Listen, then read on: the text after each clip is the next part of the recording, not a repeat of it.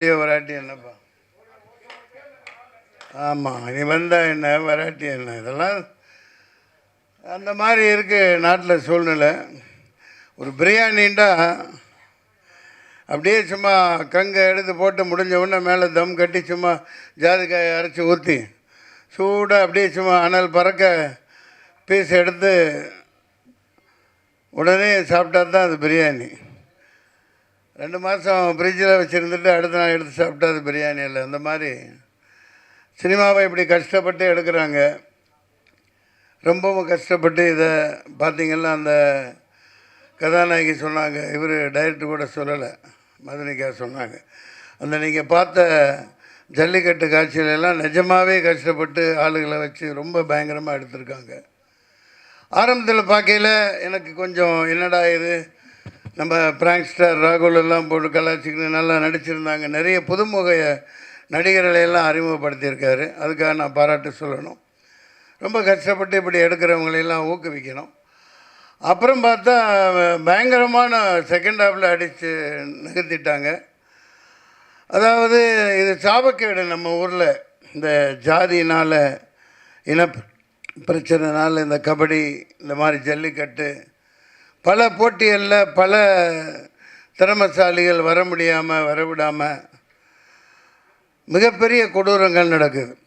மேலே வரைக்கும் பாருங்கள், வினேஷ் போகத்தா ஒரு தங்கப்பதக்கம் வாங்கிட்டு வந்திருக்க முடியும் ஒலிம்பிக்கில். மேலே இருக்கிற ஆட்சியாளர்களே அதை தடுக்கிறாங்க. இந்த மாதிரி ஒரு சூழ்நிலை, இந்த மாதிரி ஒரு சாபக்கேடு இந்த நாட்டில் இருக்கிற வரைக்கும் இந்த நாடு உருப்படாது.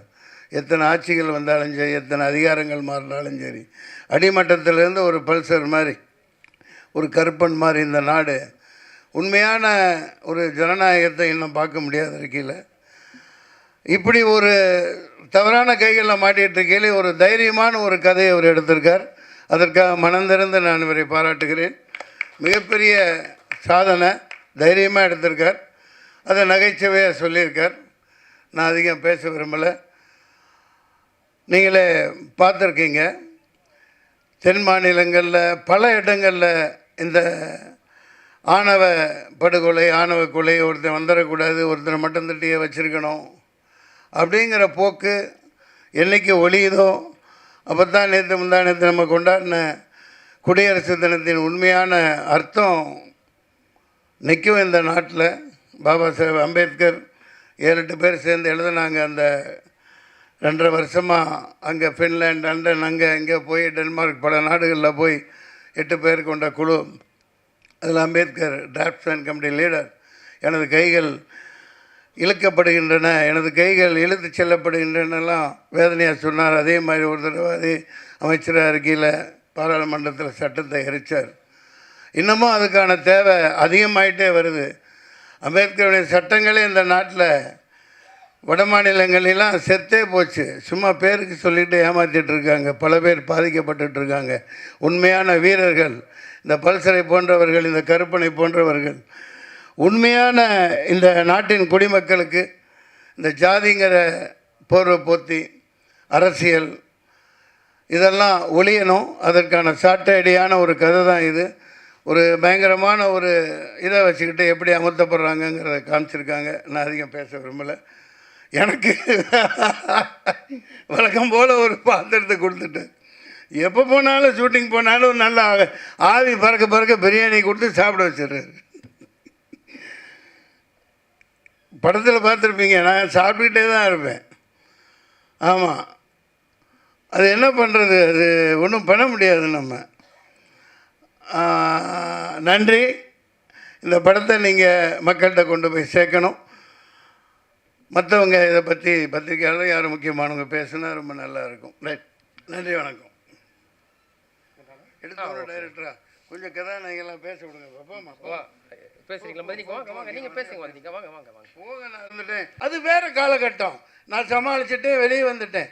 வாழ்க்கை ஜனநாயகம்னு படம் அது நல்லா ஓடிச்சு. ஒரே ஒரு ஷார்ட் அதில் இருந்துச்சு, இந்தியா விற்பனைக்குன்னு போட்டிருந்தேன். எது இந்தியா விற்பனைக்குன்னு போட்டிருந்தேன். நான் ஒரு காயலாங்கடை வியாபாரி.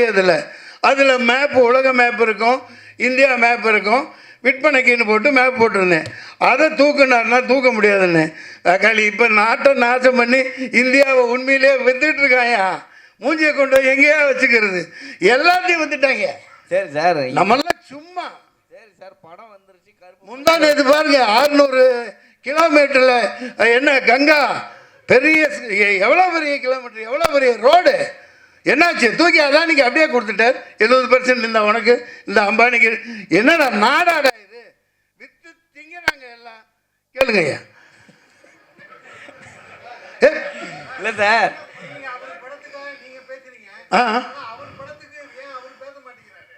இங்கே ஒன்று புரிஞ்சுக்குங்க. காரணங்கள் இருக்குங்க, காரணங்கள் இருக்கும். அது அவர்கிட்ட தானே கேட்கணும். நான் ஒரு சினிமாக்காரனா, என் குடும்பஸ்தனா, எப்போ தேவையோ அப்போ குரல் கொடுக்க வேண்டியது ஒரு ஆதங்கம். நான் எப்போ ரிலீஸ் ஆனால் குடும்பத்தோடு போய் பார்ப்பேன், இதே தேட்டரில் பார்ப்பேன். அதை பதிவு பண்ணியிருக்கேன், எல்லாத்துக்கும் தெரியும். இப்போ ஏங்க நீங்கள் தனிப்பட்ட தாக்குதல்லாம் நடத்த வேணாம். அவர் தயாரிப்பாளர் எவ்வளோ பாதிக்கப்பட்டிருக்காங்க, லட்சக்கணக்கான ரசிகர்கள், கோடிக்கணக்கான பேர். அது ஒரு ஆஃப்டர் ஆல் சினிமா தானே, தூக்கி போட்டலாம், அது வேற விஷயம். ஆடியோ லான்ச்சில் எடுத்துட்டு இருப்பார் சார் அவரு. ஆடியோ லான்ச்சில் எடுத்துருக்க வரா, அப்புறம் என்ன ஆடியோ புரியல? ஆடியோ லான்ச் ஆமாங்க, அதான் மலேசியாவில் தான் மாலிக் பாய் பின்னிட்டானே, பெரிய மலேசியாவே தூக்கி போட்டு அது வரைக்கும் உலக சரித்திரத்தில் இல்லாத அளவுக்கு பண்ணியிருக்காரு. அவர் தான் ஏழையா சார்? நீங்க குரல் கொடுத்துனுக்குறீங்க. தமிழ்நாட்டில் நடத்திருந்தா பரவாயில்ல. நான் வந்து ஒரு ப்ரொடியூசரா அதோட பேசுறேங்க. ஆடியோ லான்ச் பல கோடி போயிருக்கோம். ஆமா, ஏன் தமிழ்நாட்டில் இருக்க மலேசியாவில் போய் வைக்கிறீங்க? என்ன பேசுறீங்க? அமெரிக்காவில் கூட வைப்பாங்க. நம்ம தமிழ் சினிமா எங்கே போயிருக்குது? துபாயில் கூட வைக்கலாம். நல்லா நடந்துச்சா அங்க? என்ன பேசுறீங்க? டிக்கெட் விற்பனை பண்ணி தான் சார் உள்ள அலோவ் பண்ணாங்க. எது டிக்கெட் வித்து தான் உள்ள. சரி, அதனால உங்களுக்கு என்ன போகுது? நீங்க ஏன் வைத்தறிச்சல் பண்றீங்க? கடைசி வரையும் படம் வரல, கடைசி வரையும் ஆளுங்க கஷ்டப்படுறீங்களே. அதான் சின்ன படம். அது வெறுப்பு அரசியல் கூடாது. இல்ல கேளுங்க, நீங்க கேட்டு என்ன கேட்டாலும் நாக்க புடுங்கிட்டு சாவற மாதிரி கேளுங்க. சின்ன படம் தியேட்டருக்கு வரலனா நீங்க கேளுங்க. ரீ ரிலீஸ் கேடிவி மொபைல் எல்லாத்தையும் போட்டாங்கல்ல, திருப்பி ரீ ரிலீஸ்க்கு தியேட்டருக்கு வரீங்க கேட்க வேண்டியதானே? இந்த படத்துக்கு யாரை சொல்றீங்க? என்ன சொல்றீங்க? உங்க தமிழ்நாட்டுல, நம்ம தமிழ்நாட்டுல தான் கேக்குறேன். எந்த படத்தை? இதோ இப்ப கூட தான் கீழ மங்காத்தா போயிட்டு இருக்கு, கில்லி போயிட்டு இருக்கு, லைனா புது படங்கள் வெளியிடுங்கன்னு சொல்ல வேண்டியதானே? ஏங்க இதெல்லாம் ஒரு விஷயமா? நான் கவுன்சில் இருந்தவன், நானும் தயாரிப்பாளர், நான் 11 கூட எடுத்திருக்கேன். இல்ல சார், தியேட்டர் கிடைக்கல. இப்போ அவர்கிட்ட டைரக்டர் கேளுங்க, அவர் ப்ரொடியூசர். அதுதான் நண்பரு, தியேட்டர் கொடுக்க மாட்டேங்கிறாங்க, ஓடிடி கொடுக்க மாட்டேங்கிறாங்க. இதெல்லாம் சேனலைஸ் பண்ணணும். சரியான ஒரு பாடி இருக்கணும். இராணுவம் மாதிரி ஒரு நம்ம தயாரிப்பாளர்கள், ஏன்னா அவங்க தான் கடவுள்கள், அவங்க தான் முதலாளிகள். அதனால் சகோதரர் கேட்டார், நண்பர், பழைய நண்பர் தான் அவர். நான் இவருக்கு வக்காலத்து வாங்குறதுக்கெல்லாம் வரல, ஆதங்கம். அவர் பேச மாட்டேங்கிறாரு, பேச மாட்டேங்கிறார். சார் மன்சூர் சார், அவர் 2000 ரூபா அவர் ரசிகர்களையும் டிக்கெட் வித்து வதைக்கிறாரு. படம் ரிலீஸ் ஆகலன்னா ப்ரொடியூசர்ஸ் ஆகுறாங்க. அவர் பேச மாட்டேங்கிறாரு. நீங்க எல்லாம் பேசி என்ன ஆக போகுது சார்? நான் அவர் நாளைக்கு அரசியல்வாதியை வந்து என் உடம்புல ரத்தம் ஓடுது இல்லையா? மீடியாவே மீட் பண்ண மாட்டேங்கிறாரு சார். நிமிஷம், நீங்க 2000 ரூபாய் வாங்கிக்கிட்டு அவரு சினிமா காட்டாருன்னு சொல்றீங்க. அதுக்கு பவர் இருக்குது. வாங்குறான், கொடுக்குறவன். நீ அதே 9,000 ரூபாய் கொடுத்து ஒட்டு வாங்குறிய, ஒட்டு. அதுக்கு இங்க இருந்து கொடுக்குற, அப்பன் பாட்டன் காசு கொடுக்குற. 5000 ரூபாய் கொடுக்குறிய ஒட்டுக்கு, ஒப்பன் தாத்தா பாட்டன் காசு கொடுக்குற. இவன் உழைச்சு சம்பாதிக்கிறான், சம்பாதிச்சு போட்டோம். வாங்க வச்சு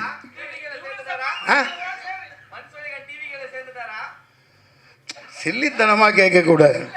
இங்கே பாரு, என்னை பற்றி என் கேரக்டரையே புரிஞ்சுக்க மாட்டேங்கிறீங்க. நான் நியாயத்து பக்கம் எப்பவும் நிற்பேன்.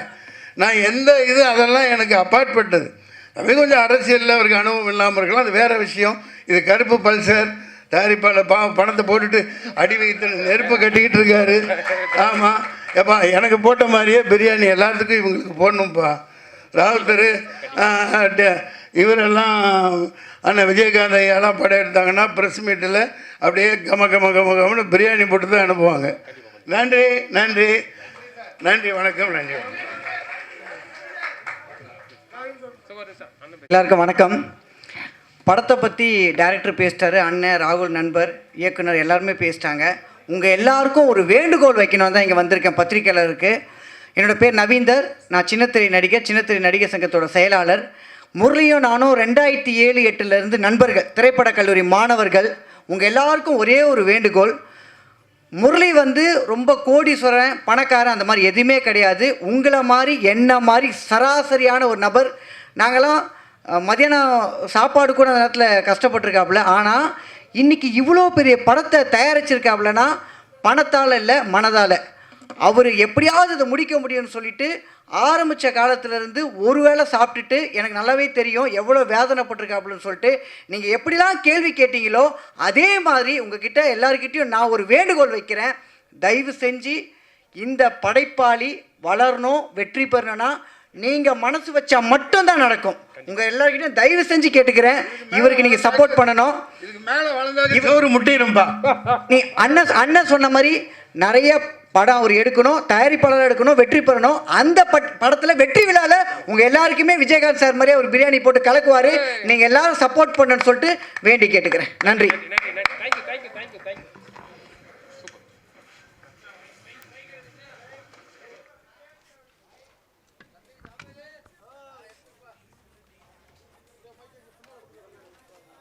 சார் பேசுகிறேன் சார்.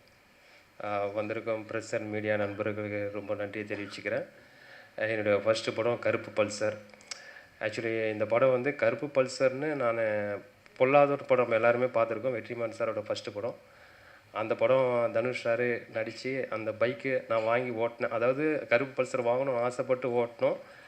அதுக்கப்புறம் பைக் வாங்குவோம், விற்றுருவோம். அதுக்கப்புறம் பைக் மாற்றிட்டே இருப்போம். அப்புறம் நாளடைவில் ஜல்லிக்கட்டு ஒரு போராட்டம் நம்ம எல்லாருமே கலந்துக்கிட்டோம். அந்த போராட்டம் மெரினால நம்ம நிறைய பேர் கலந்துக்கும் போது நானும் அங்கே போராட்டத்தில் இருந்தேன்.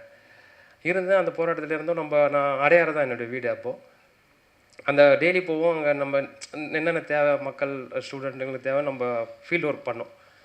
அதுக்கப்புறம் ஜல்லிக்கட்டுக்கு பர்மிஷன் வாங்குகிறோம். ஜல்லிக்கட்டு விழா நடக்குது. அங்கே போகும்போது ஒரு சில பிரச்சனைகள்லாம் நம்ம பார்க்குறோம். நம்ம சிட்டி தான், நம்ம பிறந்தது வளர்ந்தது எல்லாமே சிட்டி தான். பக்கத்தில் மதுராந்தகம், சென்னை, அடையாறு, இது ரெண்டுமே நடந்தது. அந்த பக்கம் எல்லாமே ஒரு விஷயம் நடக்கும்போது என்ன இது நம்ம இங்கெல்லாம் ஒற்றுமையாக இருக்கும், அந்த பக்கம் ஏதோ பிரச்சனை போயிட்டுருக்கு. பட்டு இங்கே நிறைய டைரக்டருங்க சொல்கிறாங்க, இங்கே ஓப்பனாக சொல்ல போனால் பெரிய டைரக்டருங்க எல்லாருமே பிரச்சனைகளை சொல்கிறாங்க. ஆனால் பட் அந்த பக்கம் பிரச்சனை நடந்துக்கிட்டு தான் இருக்குது. சரி, இந்த கதையை நம்ம தொடுவோம், ஜல்லிக்கட்டை வச்சு ஒன்று பிளான் பண்ணுவோம். நம்ம பொல்லாதவனில் கருப்பு பல்ஸ் இருக்குது. இங்கே பைக்கு ஜல்லிக்கட்டுக்கு பைக்கு கார்லாம் ப்ரைஸ் தராங்க. அந்த கான்ட்ராவர்சி மேட்ரு, அது கான்ட்ராவர்சி இல்லை, பட் அது நம்மளுடைய பாரம்பரியமான ஒரு விளையாட்டு ஜல்லிக்கட்டு. அது ஒரு சில இருக்குது, ஒரு சில பிரச்சனைகள்லாம் அதில் இருக்குது. Okay sir. தைரியமாக எடுத்துட்டு தயங்கினா எப்படி? இல்லை சார், அதான் சார். Okay sir. அதான் சார், அந்த பிரச்சனைகள்லாம் இருக்குது. அதுமாரி நம்ம எப்படி ஸ்கிரிப்டாக எடுக்கணும்னு பார்க்கும்போது ஒரு டவுட் இருந்தது. ஜல்லிக்கட்டு ஏன்னா வாடிவாசல்னு ஒரு பெரிய படம் வெற்றிமாறன் சார் பண்ண போகிறாரு, சூர்யா சார் நடிக்க போகிறாங்க. நம்ம ஜல்லிக்கட்டை வச்சு எப்படி பண்ணலான்னும் போது நான் எம் ராஜேஷ் கிட்ட ஒர்க் பண்ணேன். அவர் எங்கள் டைரக்டர் அவர்கிட்டேருந்து நான் ஒரு டிசிப்ளினை கற்றுக்கினேன். அதாவது அவரை மாதிரி ஒரு டிசிப்ளின் பார்க்க முடியாது. நான் இப்போ இன்ஸ்டியூட் படிச்சுட்டு வந்தவொடனே எனக்கு ஒரு கல் ஒரு கண்ணாடி படத்தில் அவர் அசிஸ்டண்ட்டாக வாய்ப்பு கொடுத்தாரு. அந்த நேரத்திலாம் அவரை பார்க்கவே முடியாது, அவ்வளோ பெரிய டைரக்டராக இருந்தார். இன்றைக்கும் அவர் பெரிய டைரக்டர், இன்றைக்கும் லைம்லைட்டில் படம் பண்ணிக்கிட்டு தான் இருக்குது. பல இட்டு படங்கள் கொடுத்துட்டு தான் இருக்கார். என்னன்னு தெரியல, நான் போய் நின்னேன். சார் உங்ககிட்ட சேரணும் சார்னு வாடா சார் ஜாயின் பண்ணுறான்னு ஒரு கல் ஒரு கண்ணில் வாய்ப்பு கொடுத்தாரு. அன்னிலேருந்து இன்றைக்கி வரைக்கும் நான் அவர்கிட்ட தான் ட்ராவல் பண்ணிகிட்ருக்கேன். இந்த கதையை ஸ்கிரிப்டை லைன் அவர்கிட்ட சொன்னேன். என்னடா இது பெரிய கதையாக இருக்குடா, ஜல்லிக்கட்டுன்ற கருப்பல்சர்ன்ற வேறு கண்டென்ட்லாம் உள்ளே எக்கச்சக்கமாக இருக்குது, இதை கண்டிப்பாக பண்ண முடியுமாடான்னாரு. நான் ஒன்றே ஒன்று சொன்னேன், சார் நான் உங்கள் பேட்டர்ன்லேயே ஸ்க்ரீன் ப்ளே பண்ணிடுறேன். எஸ்எம்எஸ்ஸு பாஸு ஓகே இந்த பேட்டர்னில் ஃபஸ்ட் ஸ்டாப் தள்ளின போகிறேன் சார். ஃபஸ்ட் ஸ்டாப்பு உங்கள் பேட்டர்னில் தான் இருக்கும். நான் அப்புறம் கிளைமேக்ஸில் கடைசி 20 மினிட்ஸில் நான் கண்டென்ட்டை சொல்லிக்கிறேன்னு சொல்லிட்டு உண்மையாகவே இந்த கதையோட ஸ்க்ரீன் ப்ளே பார்த்தீங்கன்னா ஒரு பாஸு ஓகே அட்டகத்தி நான் குறைஞ்சது ஒரு 40-50 வாட்டி பார்த்த படம். ரஞ்சித் அண்ணனோட முதல் படம். அது இல்லாமல் அந்த படத்தை போய் சொல்லிடுறேன். ஸோ அந்த படத்தில் அந்த தினகரன்ற கேரக்டர் கடைசியாக தான் தெரியும், இந்த பொண்ணு உன்னை லவ் பண்ணடா, தினகரன்றவன் வேற ஒருத்தவன்டா தீனாடேன்ற மாதிரி ஆகும்போது அப்போ தினேஷ் அப்படி அழுதுனே பஸ் ஸ்டாண்டில் உட்காருவார். உட்காந்து அழும்போது ஒரு வயசான ஒரு பெரியவர் என்ன தம்பி இப்போ ஏன் தம்பி அழுவுற, பொண்ணு ஒன்றுமா தம்பின்னு கேட்பார். என்கிட்ட ஒரு பொண்ணு ஒன்று கட்டிக்கிறியான்னு கேட்பார். தினேஷ் சார் அழுதுனே சிரிப்பார். ஸோ அது இந்த பொண்ணு எதுக்கு இந்த பல்சர் பைக்லேருந்து இந்த பொண்ணு மேட்ருக்கு வரேன்னா, இந்த பெண்கள் விஷயம் வந்து இன்னும் அந்த பக்கம்லாம் ஒரு ஆணவ படுகொலை, லவ் அது எல்லாமே தடுக்கிறாங்க. இது எல்லாம் தான் என்னை வந்து இந்த கருப்பல்சர் படத்தை என்னை கதை எழுத தூண்டின விஷயம். ஸோ அந்த பல்சரு இந்த மாதிரி விஷயங்கள், இந்த ஜல்லிக்கட்டு இதை வச்சு நான் இந்த ஸ்க்ரீன் ப்ளேவை பண்ணேன். ஏன்னு கேட்டால் நம்மளுக்கு இருக்கிற கம்மி பட்ஜெட்டில் ஒரு பெரிய கண்டென்ட்டை சொல்லணும். அதுக்கு எனக்கு ரொம்ப யூஸ்ஃபுல்லான படங்கள் பாஸு, ஒருக்கள் ஒரு கண்ணாடி, அட்டக்கத்தி, இது மாதிரி களவாணி படங்கள் தான் எனக்கு தோன்றுச்சு. அதுக்கப்புறம் வெற்றிமாறன் சொல்கிற பொல்லாதன் படத்தை வச்சு இந்த இவ்வளோ பெரிய படத்தை நான் முடிச்சிருக்கேன். அது மட்டும் இல்லாமல் இதில் பெரிய விஷயம் என்னென்னா, நான் அந்த படத்தில் டைரக்டர் மட்டும் இல்லை, தயாரிப்பாளரும் கூட நான் தான். அது பெரிய பெரிய சவாலான விஷயமா இருந்தது. அது கண்டிப்பாக வந்து அது எப்படி சொல்கிறதுன்னா, எங்கள் ஃபேமிலியே இன்றைக்கி ரொம்ப பிரச்சனைலாம் மாட்டிட்டாங்க. தயாரிப்பாளர்னு நான் வேறு வழி இல்லை, நம்ம வந்துட்டோம் ஃபீல்டுக்குள்ளே 15 வருஷமாக ட்ராவல் பண்ணிட்டோம். ஒரு படமாச்சு பண்ணிட்டு தான் நம்ம வீட்டுக்கு போகணும். இது மிலிட்ரியை விட மோசமான இடம் இந்த கோடம்பாக்கம். மிலிட்ரியில் கூட நம்ம ஒரு ரிட்டைர்மெண்ட்டு ஒரு அமௌண்ட் கொடுப்பாங்க, ரிட்டையர்ட் ஆனால் சரக்குலாம் கூட மிலிட்ரியில் கொடுப்பாங்கன்னு வைங்களேன், நம்ம அதை வாங்கிக்கலாம், குடிக்கலாம். ஆனால் இந்த கோடம்பாக்கம் வந்து இன்றைக்கும் என்னை அழிச்சின்னு தான் இருக்காங்க. பட் இன்றைக்கும் என்னை போட்டு தான் இருக்காங்க. அது ரொம்ப கஷ்டமாக இருக்குது. ரொம்ப ஒரு தயாரிப்பாளர், அதுவும் நான் ப்ரொடியூசர் கவுன்சிலில் தான் நான் மெம்பராகி இந்த படம் பண்ணியிருக்கோம். பாவம் எல்லா தயாரிப்பாளரும் இன்றைக்கி அவ்வளோ பிரச்சனை இருக்குது. நீங்கள் பாருங்கள், நான் கண்டென்ட் வந்து ஜல்லிக்கட்டில் இஷ்யூ இருக்குது, லவ்வில் ஒரு இஷ்யூ இருக்குது, இப்போ எங்கள் ஃபீல்ட்லேயும் அவ்வளோ இஷ்யூ இருக்குது. இது எல்லாமே நான் பேசிகிட்டு இருக்கேன். கொஞ்சம் கட் பண்ணி பேசுகிறேன். என்னால் ஓப்பனாக எதுவும் பேச முடியாது. கொஞ்சம் மன்னிக்கணும். அதான் ஒரு கண்டென்ட்டை இவ்வளோ தூரம் நான் முடிக்கணும் சீக்கிரம், அதனால் நான் கட் பண்ணி பேசுகிறேன். ஸோ ப்ரொடியூசர் கவுன்சில்லையும் நம்ம அந்த ப்ரொடியூசரும் காப்பாற்றுங்க, சப்போர்ட் பண்ணுங்கள். கண்டிப்பாக நீங்கள் படம் பார்த்துட்டீங்க, எனக்கு தெரியும். செகண்ட் ஹாஃபு லாஸ்ட்டு ஒரு 30 மினிட்ஸ் எப்படி இந்த படம் இருந்திருக்குன்னு சொல்லிட்டு கண்டிப்பாக என்னை ஓப்பனாக ப்ரெஸ்ஸு அண்டு மக்கள்கிட்ட, மீடியா எல்லாருக்கிட்டையும் நண்பர் மாதிரி கேட்குறேன். நம்ம ஒரு தொழிலை நேசித்து வரோம், அந்த தொழிலில் ஜெயிக்கணும். இவ்வளோ தான் நம்ம விஷயம். அந்த தொழிலில் நம்ம இருக்கணும். மற்றது எதுவுமே நம்மளுக்கு ஆசை இல்லை. எல்லாமே காலங்கள் கடந்து போகிற மாதிரி தான் போயிட்டு இருக்கோம். ஸோ இதுதான் நான் இந்த டைமில் நான் தினேஷ் சாரை பற்றி சொல்லிக்கிறேன். அவர் இன்றைக்கி வரலை. கண்டிப்பாக அவருடைய மனசு இங்கே இருக்கோம். டெய்லியும் டச்சில் தான் இருக்கார். என்னென்னா அவர் வந்து நான் இந்த படத்தை வந்து 25 நாளில் ஷூட்டிங் ஃபுல்லாக முடித்தேன். இவ்வளோ பெரிய படம் நீங்கள் பார்த்துருப்பீங்க. அது காரணம் வந்து தினேஷ் சார் தான். நான் தயாரிப்பாளர்ன்றதுனால எல்லாமே டபுள் கால் ஷீட் தான். 7 மணிக்கு நான் கேமரா வச்சா குறைஞ்சது 2 மணி வரைக்கும் நைட்டு போவோம், இல்லைனா 10 மணி வரைக்கும் போவோம். கண்டிப்பாக மற்ற ஹீரோ நடிப்பாங்களான்னு தெரியல, அந்த அளவுக்கு ஹார்ட் ஒர்க் பண்ணி நடித்து கொடுத்தாரு தினேஷ் சார். தினேஷ் சாருக்கு நான் ரொம்ப நன்றியை தெரிவிச்சுவேன். அவர் இல்லைனா இந்த படத்தை கண்டிப்பாக நான் முடிச்சிருக்க முடியாது. ஃபஸ்ட்டு தினேஷ் சாருக்கு தேங்க்ஸ் சொல்கிறேன். அதுக்கப்புறம் ஃப்ராங்க் ஸ்டார் ராகுல், இந்த படத்தை நீங்கள் பார்த்துருப்பீங்க. ஃபஸ்ட் ஹாஃப்லேருந்து எண்டு வரைக்கும் ஃப்ராங்க் ஸ்டார் ராகுல் ஒரு காமெடி. இன்றைக்கி நம்ம இண்டஸ்ட்ரியில் காமெடியனுங்களே கிடையாது, உங்களுக்கு நல்லாவே தெரியும். நம்ம வர காமெடி டைரக்டர்கிட்டேருந்து வந்திருக்கோம். நம்ம காமெடி வச்சு தான், டைலாக்கை வச்சு தான் ஒரு சீனை நம்ம நவுத்தி ஆகணும், வேறு வழியே கிடையாது. நம்ம அவ்வளோ பெரிய பொருள் செலவும் பண்ண முடியாது. நம்ம ரூமாக தான் வச்சு எடுத்தாகணும். ஏன்னா ஒரு நாளைக்கு 5 சீனாச்சு எடுக்கணும். அப்போ தான் அந்த சீனை நம்ம முடிக்க முடியும் 25 நாள். அப்படின்னும் போது இந்த ராகுல், எங்கள் மச்சி ராகுலோட உழைப்பு, அவருடைய டேலண்ட்டு கண்டிப்பாக இந்த படத்தில் வெளிவரும். அதுக்கப்புறம் இவரை காமெடியாக எல்லாருமே எப்படி பண்ணுவாங்கன்னு உங்களுக்கு தெரியாது. 3வது வந்து மன்சூர் அலிகான் சார். இந்த ஸ்கிரிப்ட் பண்ணும்போதே எனக்கு வந்து மன்சூர் சாரோடைய அந்த அவர் லைன் எழுதும் போதே மன்சூர் சார் தான் நடிக்கணுன்ற மாதிரி முடிவு பண்ணிட்டேன். முடிவு பண்ணும்போது நான் சின்ன வயசுலேருந்து அவரை பார்க்கும்போது பயப்படுவேன். ப்ரெஸ்ஸு மீடியாலாம் அவர் பேச்சை பார்க்கும்போது எனக்கே ஒரு பயம் இருக்கும்.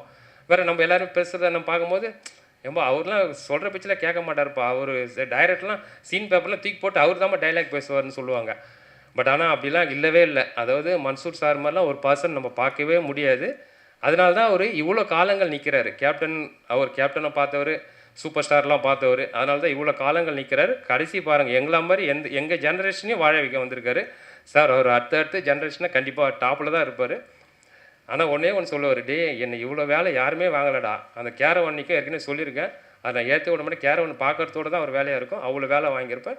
என்னை என்கரேஜ் பண்ணி டப்பிங்காக இருக்கட்டும், ஸ்பாட்டாக இருக்கட்டும். ஏன்னா அவரும் அதே தான். 7 மணிக்கு மேக்கப் போட்டு 8 மணிக்கு வந்தாருன்னா 10 மணிக்கு தான் நான் அவரை அனுப்புவேன். ஸோ இது எல்லாமே இந்த ஹார்ட் ஒர்க் எல்லாமே நான் ப்ரொடியூசராக இருந்தனால தான் வந்தது. ஸோ அது ஒரு ப்ரொடியூசரோட வழி தான் இது. மற்றபடி டைரெக்ஷன் நான் எங்கள் டைரக்டர் எம் ராஜேஷ் கிட்டேருந்து கற்றுக்கின விஷயத்தை நான் அப்ளை பண்ணியிருக்கேன். எனக்கு சப்போர்ட் பண்ணுங்கள். ரொம்ப நன்றி. நான் அதாவது டாபிக் எங்கெங்கே போகுது நினச்சிக்காதீங்க. இது எல்லாமே வழி. நான் யோசிச்சுலாம் வந்து பேசலை. நான் பேச இன்னும் நிறைய இருக்குது. கண்டிப்பாக ஒரு சக்ஸஸ் மீட்டில் மீட் பண்ணுவோம். ரொம்ப நன்றி எல்லாம். Good night. 2 வரி பேசிக்கிறேன். அதான் எவ்வளோ ஒரு வழி இருந்தால் அதான் ஒரு இயக்குனர் பாருங்கள், முரளி கிரீஷ். இதை பணம் போட்டு எடுத்திருக்கேன், எப்படி இதை வெளிக்கொண்டு வந்து எடுத்து முடிக்கணும். முடிச்சுட்டா ஒரு படத்தை முடிச்சுட்டு வீட்டுக்கு போவேன்னு சொன்னீங்க. அதை நான் ஏற்றுக்க மாட்டேன். அப்படி சொல்லாதீங்க. இன்றைக்கி நிலைமை அப்படி இருக்குது.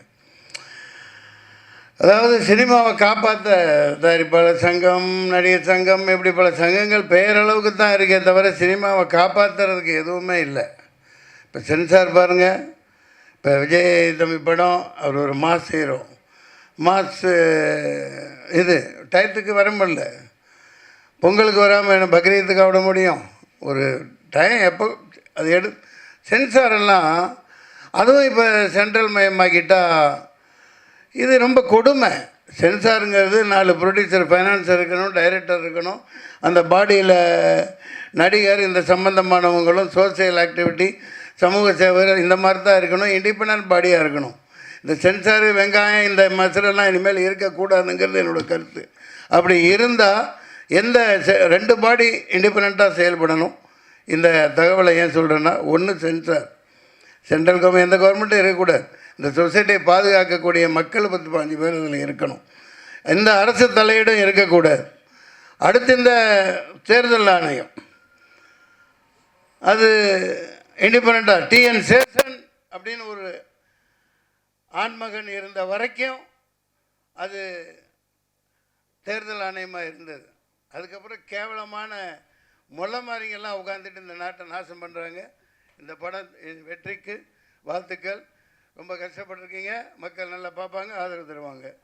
அதிக நேரம் எடுத்துக்கிட்டேன். அடுத்த காட்சிக்கு தயாராகுதுன்னு நினைக்கிறேன். டேரக்டர் சார் சொன்னீங்க ஹீரோவோட மனசு இங்கே இருக்குது, அவர் இல்லைன்னு. ஆனால் அந்த படத்தோட பப்ளிசிட்டி, பிஸ்னஸ் எல்லாமே ஹீரோ வச்சு தான். அவர் அன்றைக்கி பொங்கல் விழாவுக்கும் வரல, இன்றைக்கும் வரல. இன்னைக்கு வந்திருந்தா உங்களுக்கும் யூஸ்ஃபுல்லாக இருக்கும். நீங்களே தயாரிப்பாளர். இதே மாதிரி அவர் ரஞ்சித் படம் அடுத்த படத்தில் நடிக்கிறாரு. இதே மாதிரி வராமல் இருப்பாரா? ஏன் உங்கள் படத்துக்கு வரல சார்? உண்மையாகவே ஒரு ரஞ்சித் அந்த படத்தில் பிஸியாக தான் சார் இருக்கார். நான் அவர் அதாவது நான் அந்த இது சொல்ல முடியாது. அது பெரிய படங்கள் சார், நான் அதை சொல்ல முடியாது. வேட்டுவம் படத்துக்கு அவர் ஆடியோ லான்ச்சுக்கு வராரு, ப்ரெஸ் மீட்டுக்கு வராருன்னு சொல்ல முடியாது.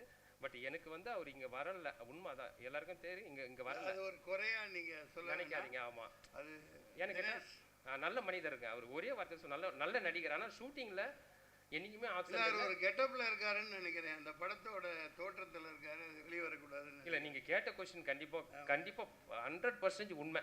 வேட்டுவம் படத்துக்கு அவர் வராமல் இருப்பாரா, ஆடியோ லான்ச்சுக்கு, ப்ரெஸ் மீட்டுங்கிறது நீங்கள் கேட்குறது 100% உண்மை. கண்டிப்பாக அது வேற, அந்த டாபிக் வேற. பட் இப்போ வந்து டிஸ்டர்ப் பண்ணாதீங்க. அவர் நல்ல மனிதர். அவர் இங்கே வரல, அவரோட மனசு இங்கே இருக்கும். ஒன்றும் பிரச்சனை இல்லை சார். சார், இந்த படம் எடுக்கும்போது டோரா படம் என்ன பார்க்குறீங்களா? ஓகே, டோரா படம் நயன்தாரா நடிச்சாங்க. ஆமாம் சார். அதில் வந்து அந்த காருக்கு வந்து ஆவி இருக்காம, ஆவி நாயாக இருக்கும். ஆமாம், இது வந்து மாடா இருக்கு. இது எப்படி நாங்கள் ஏற்றுக்கிறது? ஏன்னா நாங்கள் ஏற்கனவே அந்த படம் நாங்கள் பார்த்துட்டோம். இது மக்கள் வந்து எப்படி வந்து ஏற்றுப்பாங்க? தென் அது இல்லாமல் வந்து சார் சொன்னார், படம் ஸ்டார்டிங்லேயே வந்து படம் வெளி வரலன்னாரு. எந்த படம் வெளி வரலன்னு சொன்னார்? ஜனநாயகன். அதாவது வந்தா என்ன, நீ வராட்டி என்ன? அதாவது இது வந்து விஜய்க்கு ஆதரவாவோ எதிராக, இது கூட புரியாட்டி நீ எப்படி ஐயா பத்திரிக்கையாளர்? இது கூட புரியாட்டி எப்படி ஐயா? அதாவது நம்ம குடும்பம், சினிமாங்கிற ஒரு குடும்பம், அவருக்குன்னு ஒரு மாஸ் இருக்கு. அதுல அரசியல் இல்ல ஏன் புரியலன்னா, எடுத்த உடனே வந்த உடனே பேசும்போது என்ன சொன்னீங்கன்னா, படத்துக்கு இந்த படத்தை பத்தி பேச வந்துட்டு அந்த படத்தை ஏன் பேசுனீங்க? அதுக்காக தான் எங்களுக்கு புரியல. படத்தை மொத்தமாக பார்த்தேன் இல்லையா, இவர் பட்ட வேதனைகள். ஒரு படம் அந்த டயத்துக்கு வரணும். அதான் சொன்னேன் நான். பிரியாணின்னா அன்றைக்கி சாப்பிட்ணும், ஃப்ரிட்ஜில் வச்சு 4 நாள் கழிச்சு சாப்பிட்றதுக்கு பேர் பிரியாணி இல்லை. அந்த மாதிரி அது மிகப்பெரிய கொடுமை. அந்த மாதிரிலாம் இனிமேல் இருக்கக்கூடாதுன்னா ஒரு சரியான கேர்ஜி மாதிரி, ஒரு ராவுத்தர் மாதிரி ஒரு சரியான ப்ரொடியூசர் கவுன்சிலில் ஒரு ஆள் இருக்கணும். அநேகமாக எல்லாம் நல்லாயிருக்கும், யாரையும் குறை சொல்கிறதுக்கு இல்லை. இது மிகப்பெரிய வேதனை. அது ஒரு மாஸ் ஹீரோ. என்ன அரசியல் நடக்குன்னு தெரியல. கோர்ட்டுங்கிறான், அங்கேங்கிறான், மறுபடிங்கிறான், ஆர்டருங்கிறான். என்னடா நடக்குது இந்த நாட்டில்? என்ன யாராக இருந்தாலும் சரி, சினிமாங்கிற இந்த குடும்பம் அந்த இதுக்கு ஒருத்தர் பாதிக்கப்படக்கூடாது. எத்தனை ப்ரொடியூசர், எத்தனை பேர், அந்த ஆள் எத்தனை ஆயிரம் கோடி போட்டிருப்பான் படம் எடுத்தவன், எத்தனை லட்சம் பேர். அந்த ஒரு பொங்கல்னா அந்த இதுக்கு கொண்டு வரணும். அது தனி மனித சாதனையோ ஒரு ஹீரோவோட வேலையோ அதெல்லாம் கிடையாது. ஒட்டுமொத்தமாக அந்த பாடி ஏதோ ஒரு தவறு நடக்குது. அதை இன்னும் என்னால் புரிஞ்சிக்க முடியல. அந்த வேதனையை தான் சொன்னேன். ஏன்னா இவர் தான் பணத்தை போட்டு இவ்வளோ கஷ்டப்பட்டு எடுத்திருக்காங்க இல்லையா. அதனால் இந்த சினிமாவை நம்பித்தான் நம்ம பிரஸ் எல்லாமே இருக்கும். அதனால் அதெல்லாம் களையணும்னா உண்மையான கருப்பன்கள், உண்மையான ஒரு ஆர்வலர் இந்த நாட்டை நேசிக்கிறவன் வரணும். சார் டைரக்டர் சார், மன்சூர் சாருக்கு படம் முழுக்க இங்கேயும் சாப்பாடை பற்றி தான் பேசுகிறாரு. Okay okay sir okay. படம் முழுக்க சாப்பாடு சீன் வச்சதுக்கு காரணம் இந்த மாதிரி எதுவும் பேசிடக்கூடாதுங்கிறதுக்காக தானே? இந்த மாதிரி எதுவும் பேசிடக்கூடாதுங்கிறதுக்காக தான் சாப்பாடு சீனா? இல்லை சார், அவர் அது சாப்பிடும் போது அழகாக இருக்கார். ஏன்னா அவர் நம்ம நிறைய இப்போ பெரிய டைரக்டர் லோகேஷ் கனகராஜ் சார்லாம் சொல்லுவாங்க, அவர் சாப்பிட்டாலே ஒரு அழகுன்னுவாங்க.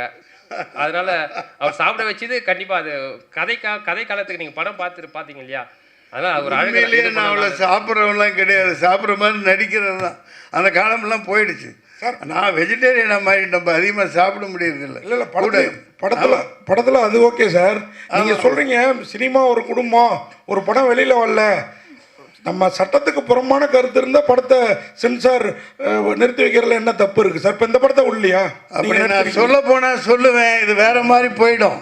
கேரளா ஃபைல்ஸு, காஷ்மீர் ஃபைல்ஸு, இப்போ இந்த வந்துட்டு இருக்க மத ரீதியான அப்பட்டமான பொய்யை சொல்லிக்கிட்டு இந்த நாட்டை நாசம் பண்ணிட்டு இருக்காங்களே, அதெல்லாம் என்ன மயிருக்கு எப்படி வந்துச்சு?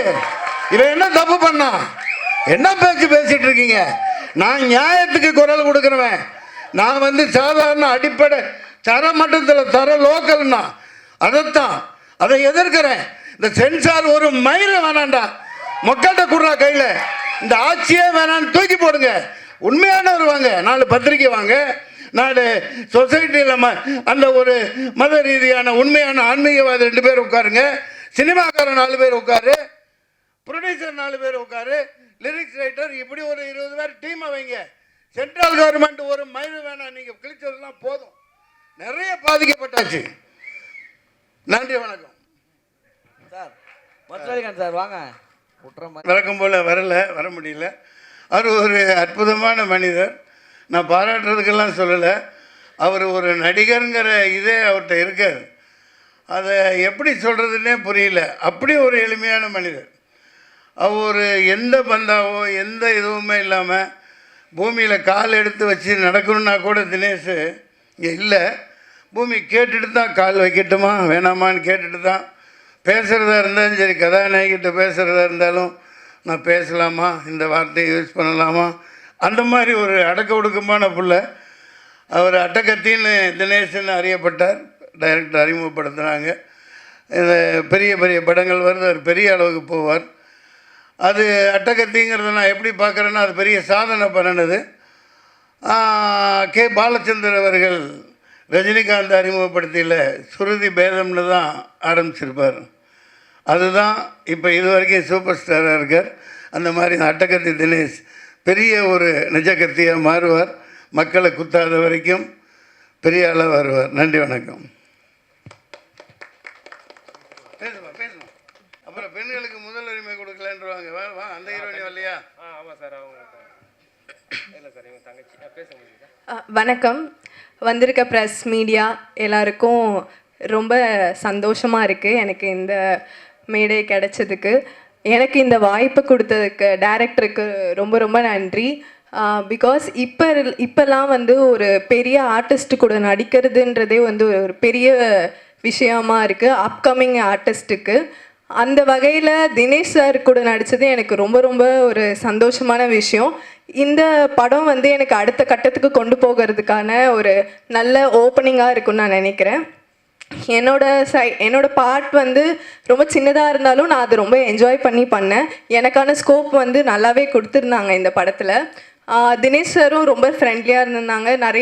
நிறையா சொல்லி கொடுத்தாங்க. ஒரு சின்ன சின்ன விஷயமும் நீங்கள் இது இப்படி பேசலாம், இது பண்ணலாம் அப்படின்ற மாதிரி. ஸோ தினேஷ் சாருக்கு ரொம்ப நன்றி. அப்புறம் கேமராமேன் சார், அதுக்கப்புறம் மன்சூர் அலிகான் சார்லாம் இந்த படத்தில் இருந்திருக்காங்க. ஆனால் இவங்க கூடலாம் எனக்கு பெருசாக காம்பினேஷன் இல்லைனாலும் இந்த படத்தில் அவங்க இருந்த படத்தில் நான் நடித்ததே எனக்கு ஒரு பெரிய விஷயமா இருக்குது. ரொம்ப ரொம்ப நன்றி. Thank you present media.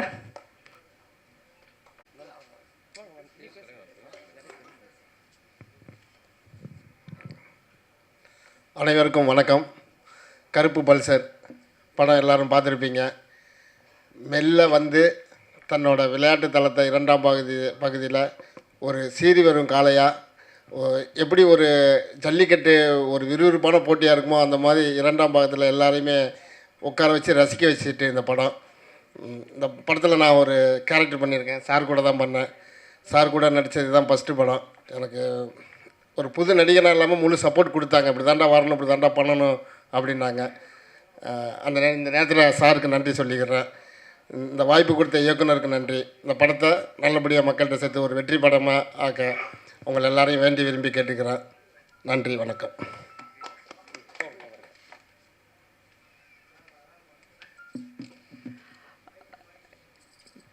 எல்லாருக்கும் வணக்கம். ரொம்ப நன்றி இன்னைக்கு இங்கே வந்து ப்ரெசென்ட் பண்ணிக்கிட்டது உங்களை இங்கே ப்ரெசென்ட் பண்ணிக்கிட்டதுக்கு. கருப்பல் சார் நீங்கள் பார்த்துருக்கீங்க. ஸோ உங்களுக்கு இதில் என்னெல்லாம் பிடிச்சிருக்கு அப்படின்றத ரொம்ப பாசிட்டிவாக மக்கள்கிட்ட நீங்கள் கொண்டு போய் சேர்ப்பீங்கன்னு நாங்கள் நம்புகிறோம். ஜல்லிக்கட்டு போர்ஷன்ஸ்லாம் நீங்கள் என்ஜாய் பண்ணியிருப்பீங்கன்னு நம்புகிறேன். ஸோ அந்த மாதிரி ரொம்ப முக்கியமான எலிமெண்ட்ஸை, இன்ட்ரெஸ்டிங்கான பார்ட்டை மக்கள்கிட்ட நீங்கள் கொண்டு போய் சேர்க்கணும். நடிக்கிறது ப்ரொஃபஷன் இதெல்லாம் தாண்டி ஒரு நல்ல டீம் கூட, நல்ல மனுஷங்க கூட நான் ஒர்க் பண்ணியிருக்கேன்னு எனக்கு ரொம்ப ஹாப்பியாக இருக்குது, இன்க்ளூடிங் தினேஷ் சார். ஸோ அங்கே ஒரு ஃபேமிலி மாதிரியே உண்மையாக இருந்தாங்க. இந்த படத்தில் நீங்கள் பார்த்த ஃபேமிலி பார்ட்லாம் உண்மையாகவே அங்கே ஃபேமிலி மாதிரி எல்லோரையும் ட்ரீட் பண்ணாங்க. ஸோ நான் சொன்ன மாதிரி உங்களுக்கு பிடிச்சது எல்லாத்தையும் ரொம்ப பாசிட்டிவான நல்ல விஷயங்கள் இந்த படத்தை பற்றி மக்கள்கிட்ட கொண்டு போய் சேர்க்கணுன்னு உங்களை வேண்டி கேட்டுக்கிறோம். Thank you so much. வந்திருக்க எல்லாருக்கும் வணக்கம். இந்த படத்தில் நான் வந்து மியூசிக் டைரக்டராக அறிமுகமாகிறேன். ஸோ எனக்கு வாய்ப்பு கொடுத்த director sir, executive producer and எல்லாருக்கும் ரொம்ப நன்றி. 3 பாடல்கள் பண்ணியிருக்கோம். ஒன்று வந்து கானா பாலா சார் பாடியிருக்காரு, அதுக்கப்புறம் சத்யபிரகாஷ் மெலோடி பாடியிருக்காரு, அதுக்கப்புறம் வந்து வேல்முருகன் சார் வந்து அந்த ஜல்லிக்கட்டு சாங் பாடியிருக்காரு. ஸோ சாங்ஸ் ஒன்றும் சீக்கிரமாக ரிலீஸ் ஆகும் நான் நம்புகிறேன். அடுத்து யூடியூப்பில் நீங்கள் பார்க்கலாம். ஸோ சப்போர்ட் பண்ணுங்கள். ஃபஸ்ட் டைம் பண்ணியிருக்கேன். ஏதாச்சும் குறைகள் இருந்தால் மன்னிச்சிடுங்க, நிறைய இருந்தால் கொஞ்சம் ரீச் பண்ணி கொடுங்க. ரொம்ப நன்றி. Thank you so much.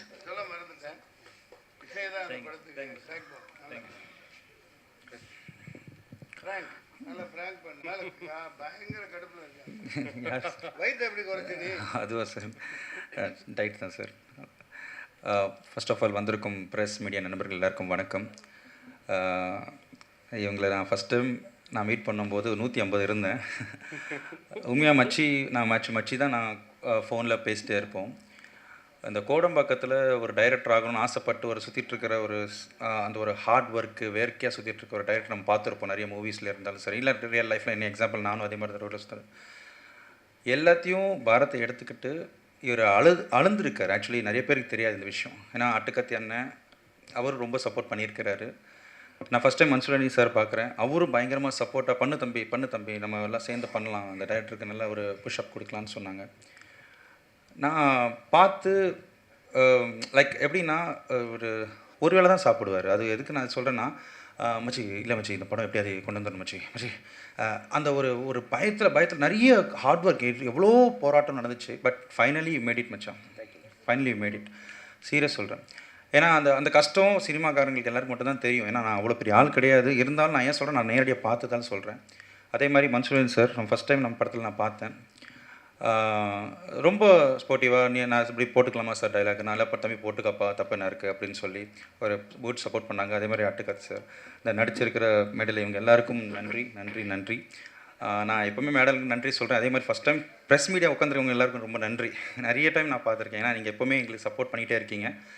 இந்த டைரக்டருக்கு சப்போர்ட் பண்ணுங்கள், இந்த மாதிரி டைரக்டருக்கும் சப்போர்ட் பண்ணுங்கள். தயவுசெய்து சினிமாவை சப்போர்ட் பண்ணிட்டே இருங்க. Thank you so much for you all. Thank you.